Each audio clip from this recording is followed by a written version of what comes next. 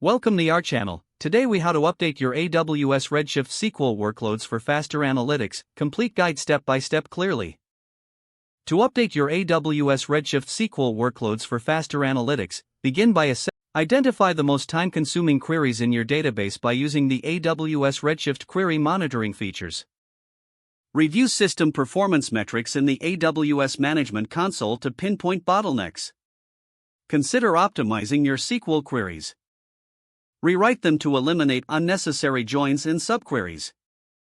Utilize common table expressions, or CTEs, for better readability and maintainability. Next, analyze your table design.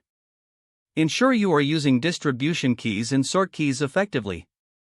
Choose distribution keys that will evenly distribute your data across nodes.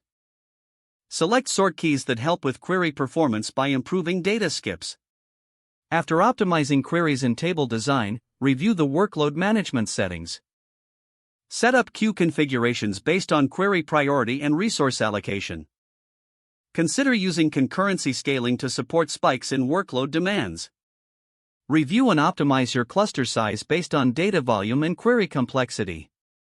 Add nodes if required to enhance processing power and speed. Implement automatic vacuuming to reclaim storage space and maintain performance. Schedule regular maintenance tasks such as vacuuming and analyzing tables. Ensure that your Redshift cluster's statistics are up to date for optimal query planning. Leverage Redshift Spectrum if you frequently query data stored in Amazon S3. This allows you to analyze vast amounts of data without needing to load it into Redshift first. Lastly, continuously monitor and review your workload performance. Adjust your strategies as needed to keep up with changing data patterns and user demands. By following these steps, you will be able to optimize your AWS Redshift SQL workloads for faster analytics. If the page does not load, refresh the browser or try again in a private or incognito window.